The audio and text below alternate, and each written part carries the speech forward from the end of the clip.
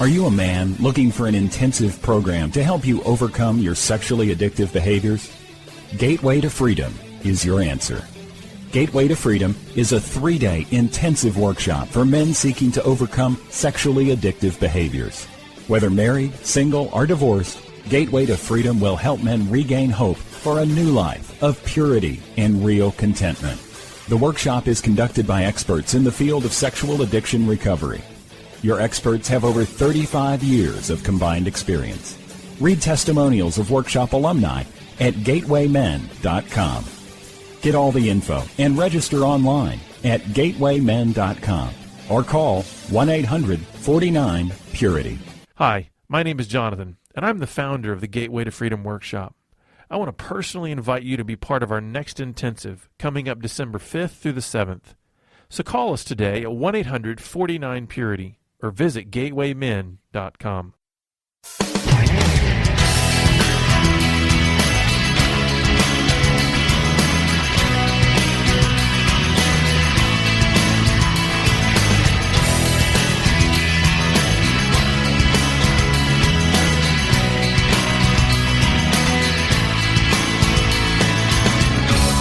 Welcome to Pure Sex Radio, training men, educating women. Are you ready to get real and start living each day in purity? This dynamic program is designed to educate, encourage, and equip listeners with the tools necessary for living a life of sexual purity. Pure Sex Radio brings you the best in mobile talk radio. Listen to real-life struggles, learn how to overcome lust, pornography, and sex addiction, and get serious about purity.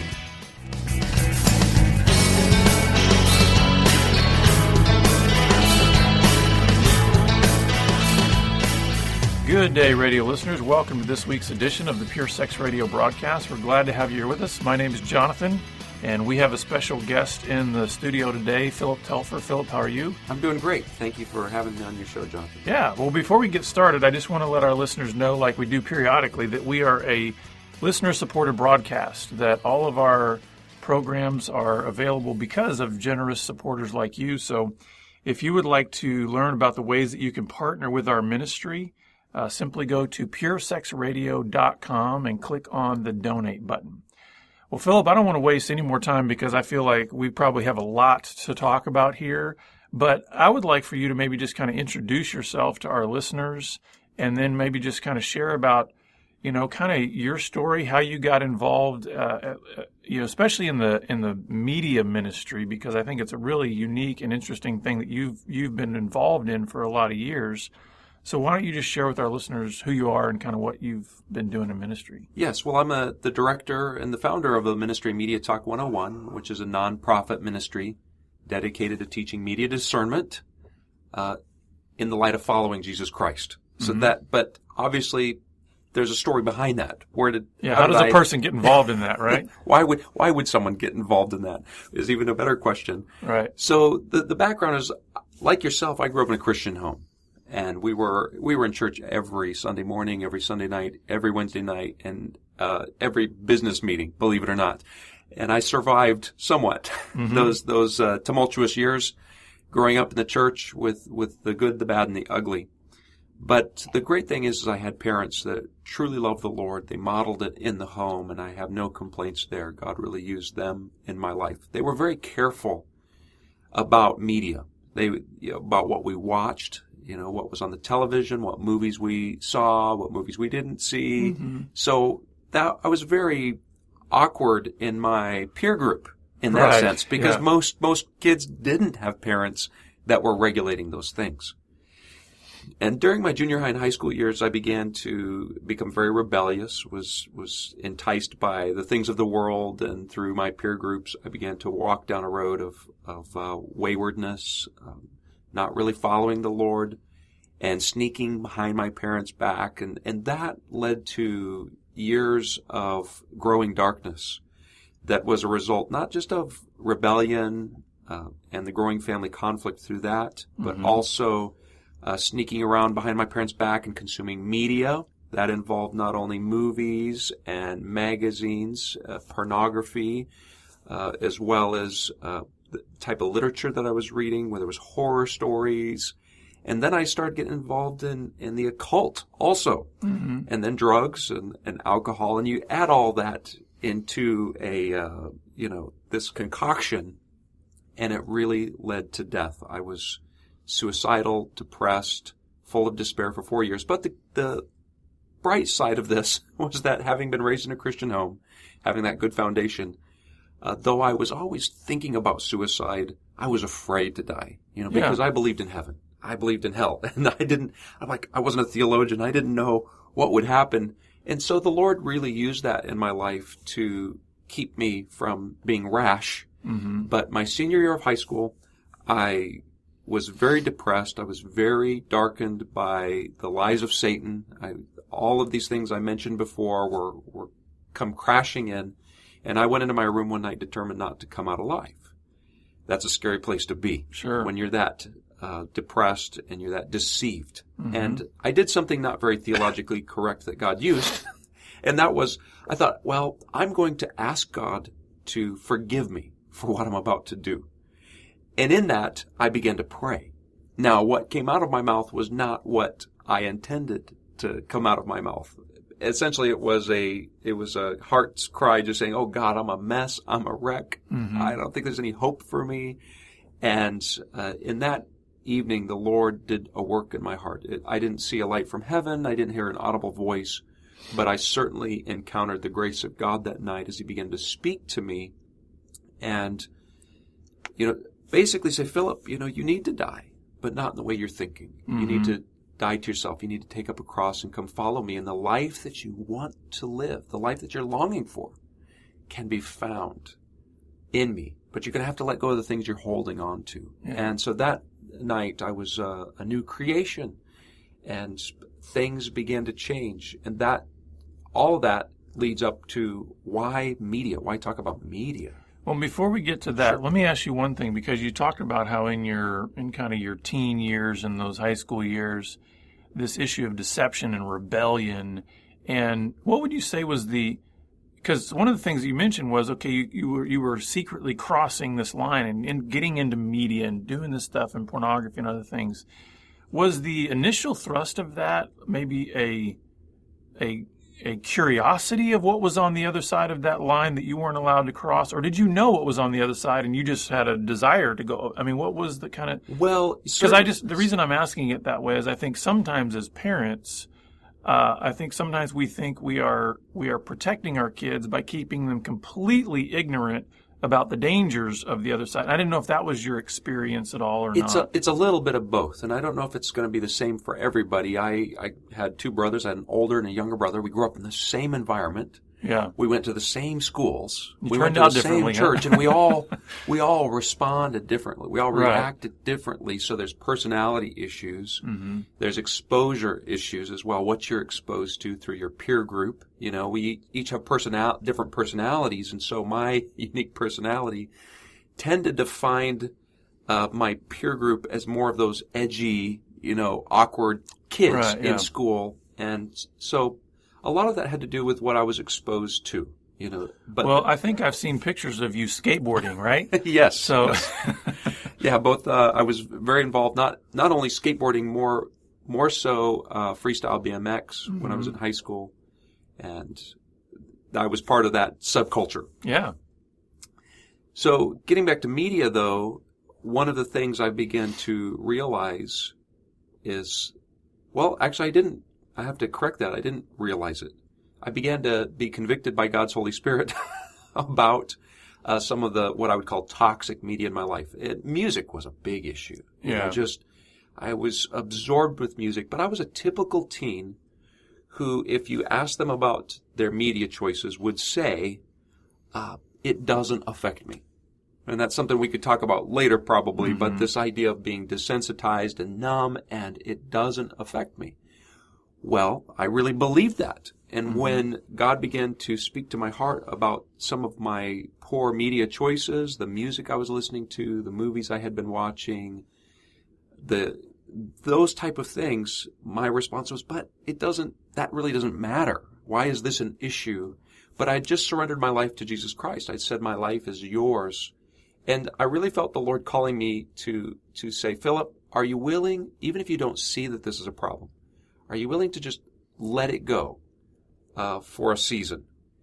And so without any person in my life encouraging me to do this, at the age of 17, I decided I would go on a 2-week media fast. Never heard of a media fast. No one ever taught about one. And I just thought And you might not have called it that when you were 17, no. right? I'm just not going to I'm not going to connect with media for 2 I didn't call it a weeks. media fast. I just knew for 2 weeks. I didn't even get rid of my music. Back then it was cassettes. Right, sure, yeah. CDs were emerging, but radio, if you wanted to watch a movie, you had to go to the theater or rent a VCR. But I decided I'm going to go 2 weeks without listening to music, without playing video games, without listening to the radio, without watching TV, without going to the movies. And I thought this is going to be so hard. And in some ways it was, but what I discovered after that 2 weeks was a tremendous amount of freedom I didn't expect. And one of the analogies I used to help people understand what I was experiencing during those 2 weeks was I used to live in Chicago. I moved right out of high school. I joined an inner city ministry in Chicago, moved there from the state of Oregon. I'd grown up out in the country, a small town. So a lot of things that are shocking, but one of the things was to look up at night and not see any stars. That's a big shock if you grow up in the country. Absolutely. And you love looking at stars. And why do you not see stars in a big city like Chicago? It's not because there are no stars over cities. It's because of light pollution. There's so many man-made lights that you just can't see the stars. And people get used to it. You live in that environment and you just take it for granted. I don't look at the stars.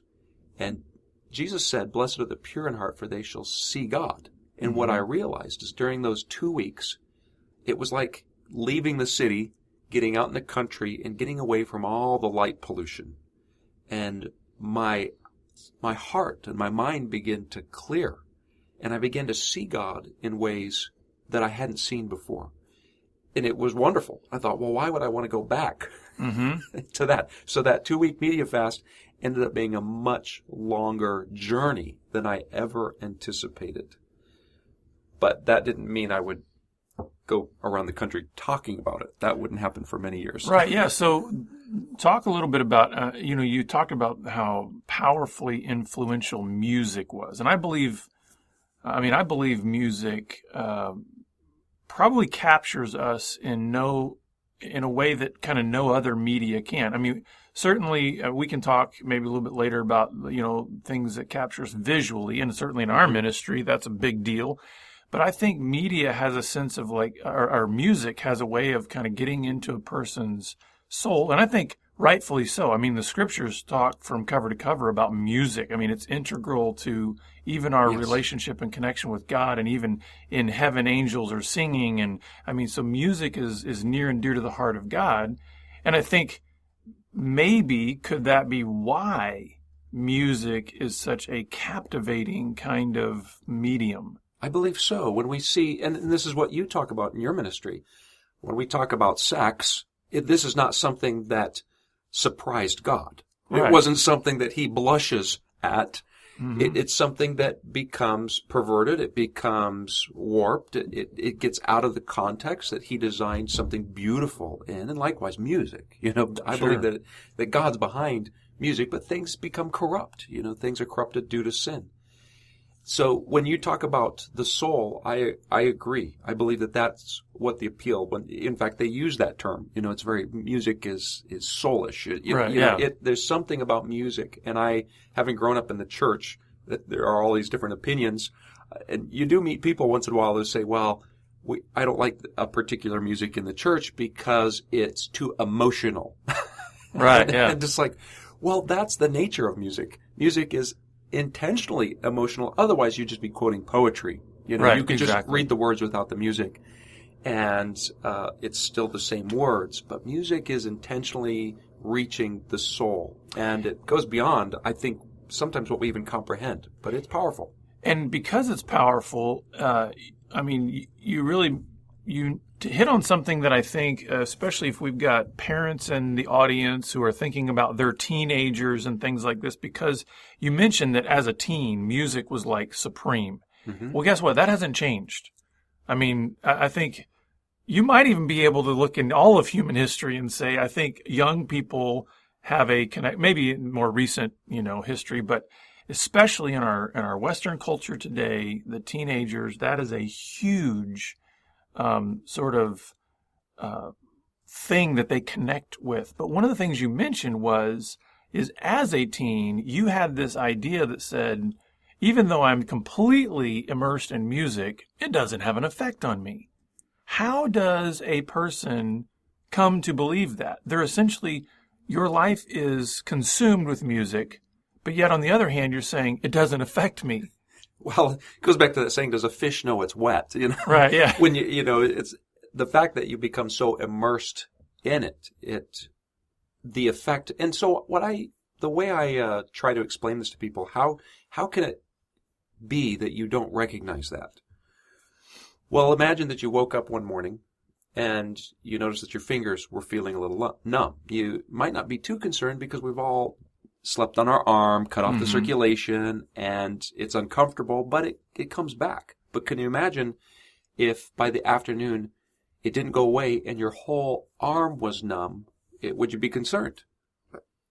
I would be. I would, yeah. Yeah, I would. I'd go see a doctor. I'm like, Doc, what's going on? And he does a simple test, pinches my arm and says, hey, Philip, do you feel that?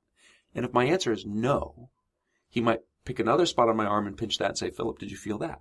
And if I say no again, do you think he's going to give me a clean bill of health? No. He's not going to say, hey, he's going to put you in a machine to figure out what's wrong with you. Yeah, you're not some emerging superhero that can withstand pain. There's something wrong with your nervous system. And you see, the nervous system does a lot of things, but one of the things it does really well is to produce pain. And even though we don't like pain, pain is one of the mechanisms that can protect your body from further harm. Mm-hmm. So if you're no longer feeling pain, that's actually a very dangerous place. This is what happens when people who contract what is known today as leprosy. And I've been over to India. I've been in leper colonies. I've seen firsthand what happens when people lose sensitivity and their body becomes numb, and their feet are mangled and their extremities are mangled, and these are some of the troubles that they're having because the nervous system has been affected, but they don't feel it. And so over the years, when I eventually I've been working with youth off and on for 25 years, and through that, when I hear a teen, as I have heard many times, say, it doesn't affect me, I feel at that point I'm the doctor in the doctor's office pinching the arm and hearing the patient say, I don't feel that. Right. So it's a given, but it's numbness. It's becoming desensitized, and that's why it's not recognized. And for our listeners, I would say that also relates to the desensitization that occurs in our visual media. Yes. If we're looking at what I would classify as pornography that occurs on your network television. Pornography is not simply nudity and overt sexual acts. It is the innuendo. It's all these other things. If you're essentially consuming that to the point that essentially we're pinching you on the arm and you don't feel that, it has the same effect, right? Yes. So music is one. I think other types of visual media do the exact same kind of thing. Absolutely. Here's a shocking story on visual media. A young man, this is something that was relayed to me firsthand, that he had known this young man who had grown up Amish. Of course, if you know anything about the Amish, they don't have TV in the home. They don't have electricity. But there comes a time when they choose whether they're going to stay Amish or not. And he had grown up in an area where he knew this young man who chose not to remain Amish. And when he was over at somebody's house for the first time watching network television, had never seen a movie before, and what they were watching was an old country western. And so it had the shoot 'em up, bang bang violence, but not graphic like what we would think of graphic violence today. But this young man had never witnessed on television someone being shot and killed, even though it wasn't graphically portrayed. But it was portrayed. And it so shocked his system that his reaction to that was he ran out of the house, went out in the front yard, and threw up. He just retched. And we would say, well, that's weird. Well, that's what happens when you don't have a desensitized conscience. It's a very troubling thing to witness someone being murdered. And of course, if you're not accustomed and desensitized to this visual, then that was a big deal. So it's a real eye-opening story. And the sad thing, I think, is that in our culture today, that person, that guy, would be seen as awkward, weird, something's wrong with him. Not that something's wrong with the culture. That's right. The media. That's you right. know, and so that's kind of, I think, the degree to which we've fallen or strayed, is that the norm is depraved, and to be sensitive and to have a conscience that is easily pricked is seen as abnormal and weird and wrong. But I may be jumping ahead. Let's continue on with kind of how you then got involved in doing ministry in the area of media. Well, early on, I learned something, and this was a very uncomfortable subject for the church. You've probably experienced that. Oh, absolutely, yeah. In your ministry.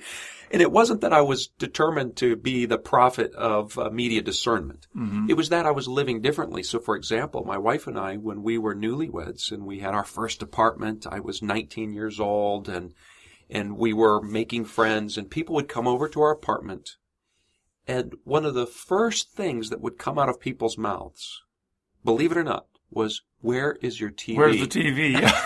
As if somehow we'd committed some crime by not. Now, I tell people now, and even then I began to learn, I need to find some way to set them at ease, that they felt judged because I didn't have a TV. Right. Oh, you're so much better than us, Philip. Yeah. And So I got that kind of flack all the time. I'd see the wall go up when I'd say, "Hey, well, we don't have a TV." "Oh, you're one of those." Like, what of what? So I began to tell people things like, "Look, the reason I don't have a TV is not because I'm self-righteous. It's because I'm unrighteous. And unlike you, who probably has great self-control, I don't. Mm-hmm. And I'm the type of person that if I'm watching something on TV and I get invested in the story, I love stories. So I really get engaged with the story.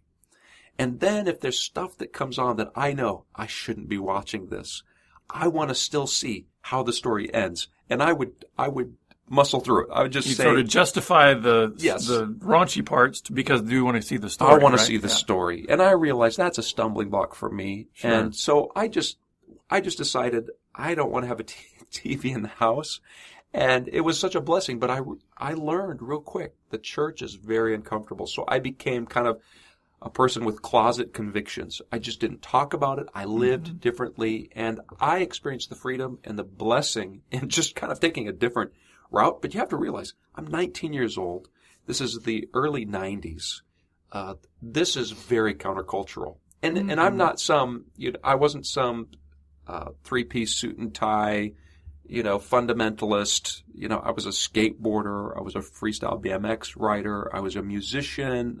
This was really out of step, even in Christian culture at the time. And it wouldn't be for years later that when I was serving as a full-time youth pastor in a church working with at that time, country youth. I had been working with inner city youth in Chicago. We moved out to a rural community, and I was expecting Opie in Mayberry. That was my delusion. I'm going to go to this country church, a town of 1,700 people. It's agriculture. Right, This is going to be a cakewalk. And what I discovered was the young people in that community, and we had an outreach, and it wasn't a small outreach. I was ministering to approximately 140 students a month in a town of 1,700 people. And most of them were unchurched, not saved. And what I discovered was they were struggling with everything the youth were struggling with in the inner city except for gang activity. Yeah. There were no gangs. But when it came to premarital sex, pornography, drugs, alcohol, rebellion and family conflict, greed and discontentment, wherever, and I began to think about these things. Wow, wherever there's television, wherever there's internet, wherever there is radio, all of these things, video games, they're all connecting this culture that is being impacted and struggling. And that's when something clicked in me where I thought, enough is enough. I can't be silent about this. Maybe the adults won't listen to me, but I have some influence with young people, and I'm going to begin to find ways to communicate very countercultural truths to them. Whether they receive it or not, I can't control. But I want them to understand what's happening. I want them to understand the battle for their own heart and mind, the bondage that they are in, the freedom that they could have. And that was the beginning. And that was the beginning of Media Talk? Not exactly. No, it was just quite. the beginning of being more vocal about this. So how did you, share with our listeners kind of what were some of those initial messages? I mean, how do you connect with teens who are consumed in music and yet say it doesn't affect them, or who are looking at pornography but don't know how to break, how did you start communicating this message? Well, not very eloquently. There was not a lot of resources at the time. You had Focus on the Family. They had their Plugged In magazine, which was mostly reviewing things. And I would get the monthly Plugged In magazine, and I would read it, and I would read all the reviews of the latest movies and CD releases, and my heart would break. So really where this began was prayer. I would go into the sanctuary, usually after reading the monthly Plugged In magazine, and I'd be so grieved. And I would pray, and I'd pour out my heart to the Lord, and I'd say, God, I don't know how to communicate these things with teens. I can model it, and that's the first part, and I can pray for them, but help me find ways to communicate this. God answered that prayer through another organization that I came across, and they were looking for youth ministry people to be trained to talk about media to teens. So this was a national organization. They were making an appeal saying, hey, we would like to train people. And I said, sign me up. And so I went through, I spent 2 years with that ministry, partnering with them, receiving training from them and how to communicate with youth, how to conduct assemblies, how to, be the guest speaker coming in at a youth group or a Christian school or some other event. But that was through specific training that I received. I became one of their top speakers over the next 2 years, and then they closed their doors. For various reasons, the ministry ceased to exist. And at that point, after investing 2 years of my life learning better how to communicate truths with teens, and then also with parents, I really prayed about it and felt this is not a dead end road. Right. I actually began to contact any ministry that was involved with ministry, whether it was Acquire the Fire, Focus on the Family, but nobody was looking to send out speakers. So that's when, with fear and trepidation, I launched Media Talk 101. We've got about a minute left here, and I want to just ask what would be kind of just for this week's program, because we're obviously going to have to have more. We're going to have to. This is going to bleed into a second week, but what would be just a word of encouragement you would give to those listeners out there who they're consumed in some form of media and they're really struggling?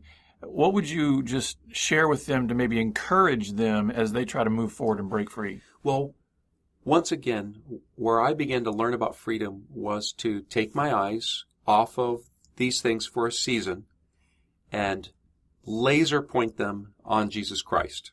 And really adjust my focus, spending time in prayer, in God's Word, and going on this media fast. Now, that's just maybe what we could talk about. The next one is the media diet. That's different. Yeah. When you fast, that's a temporary thing. Yeah. You can't live without food. You could live without media, but certainly going on that fast, taking a time to seek the Lord, and something's going to happen if you do this. First of all, you're going to realize how addicted you are. Sure, how habit forming this has become, how uncomfortable you are.